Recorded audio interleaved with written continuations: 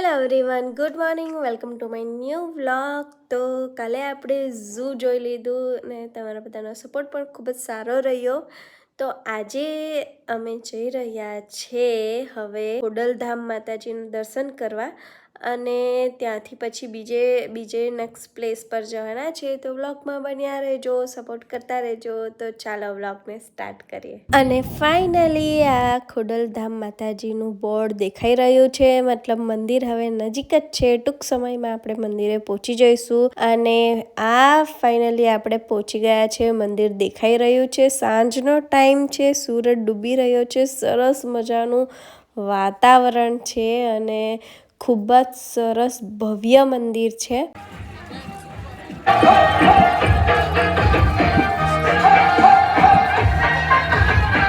વાહ, કેવું સરસ મજાનું વાતાવરણ છે અને સરસ મજાની જગ્યા છે. આજુબાજુ લોકો બેસીને આરામ ફરમાઈ રહ્યા છે દર્શન કરીને. તો પહેલાં અમે પણ દર્શન કરી આવીએ. અને ગાઈસ, હું દાદર પરથી તો લઈ રહી છું, પણ મને ખબર પડી છે કે અંદર વિડીયો ફોટો અલાઉડ નથી, એટલે સોરી ગાઈસ, હું તમને માતાજીના દર્શન નહીં કરાવી શકીશ. બાકી બને એટલું હું કોશિશ કરીશ.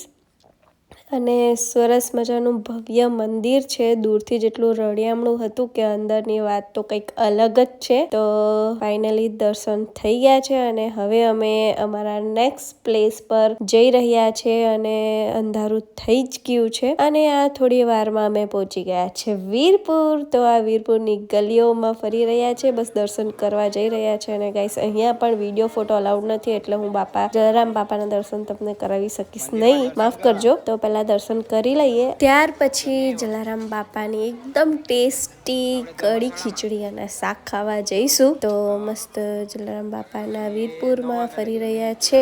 તો ગાઈસ, આવી ગયા છે રૂમ પર અને દર્શન કરી લીધા છે. ખોડલધામમાં જઈને ખોડિયાલ માતાના દર્શન થઈ ગયા છે. વીરપુરમાં પણ દર્શન કરી લીધા છે અને મસ્ત જલારામ બાપાની ગરમા ગરમ કઢી ખીચડીને શાક પણ ખાઈ લીધું છે. તો સોરી ગાઈસ, બેઉ જગ્યાએ વિડીયો ફોટો અલાઉડ નહીં હતું, એટલે પછી મેં નહીં લીધું. બાકી સરસ મજા આવી એમ દર્શન કરીને. એકદમ મને શાંતિ થઈ ગઈ. અને અમે સાંજના ટાઈમે દર્શન કર્યા ને, એટલે ભીડ તો હતી જ વેકેશનના લીધે, પણ સાંજના ટાઈમે કર્યા ને એટલે એટલી ભીડ નહોતી અને ખૂબ જ સારી રીતે દર્શન કર્યા. તો ચાલો, હવે ખૂબ જ થાકી ગયા છે આખો દિવસની દોડધામમાં. કેમ કે પહેલાં ગયા હતા ચોટીલા, ત્યાંથી ઝૂ જોયું, પછી ખોડલધામ માતાજીના દર્શન કર્યા અને છેલ્લે આ લાસ્ટ વીરપુર આવીને જલારામ બાપાના દર્શન કર્યા. તો હવે થોડું આરામ જરૂરી છે, કેમ કે કાલે પાછા નવા સફર ઉપર જવાનું છે. તો આ વાળો વ્લોગ અહીંયા જ એન્ડ કરું છું ગાઈસ. અને બને ત્યાં સુધી વેકેશનમાં આવવાનું ઇગ્નોર કરજો, કેમ કે જબરજસ્ત ભીડ છે. રૂમ પણ મળવો અઘરો છે, કેમ કે અમારી તો થોડી ઓળખાણ હતી એટલે મળી ગયો.